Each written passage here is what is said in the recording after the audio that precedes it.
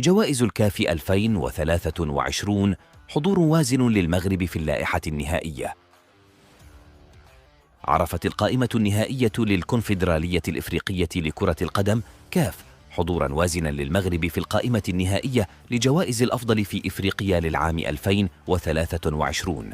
فعلى صعيد جائزة أفضل مدرب نجد وليد الركراكي الذي سينافسه كل من عبد الحق بنشيخة المدرب السابق لمولودية الجزائر، واليوسيسي مدرب المنتخب السنغالي، والسويسري مارسيل كولر مدرب الأهلي المصري، والبلجيكي توم سانت فيت مدرب منتخب غامبيا. وعلى صعيد جائزة أفضل حارس نجد ياسين بونو، إلى جانب المصري محمد الشناوي، والكاميروني أندري أونانا، والجنوب إفريقي رونوين ويلمياس، والسنغالي إدوارد ميندي. وعلى صعيد جائزة أفضل لاعب واعد هناك كل من عبد الصمد الزلزولي وبلال الخنوس، إلى جانب كل من البوركينابي دونغو واتارا، والسنغاليين لامين كامارا وأمارا ديوف. وعلى صعيد جائزة أفضل المنتخبات نجد الأسود في القائمة النهائية التي تضم أيضا موريتانيا وغامبيا والسنغال وغينيا الاستوائية.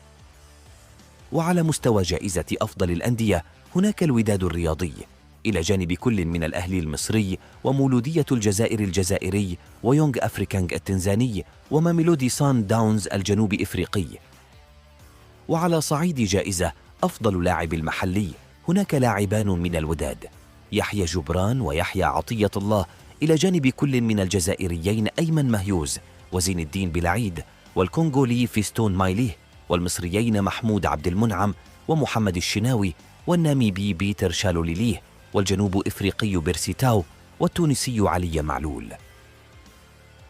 وفيما يخص جائزة أفضل لاعب نجد 4 لاعبين مغاربة، وهم أشرف حكيمي وياسين بونو ويوسف النصيري وسفيان أمرابط، إلى جانب الكاميرونيين فرانك أكويسيا وفانسان أبو بكر، والمصري محمد صلاح، والنيجيري فيكتور أوسيمن، والسنغالي ساديو ماني.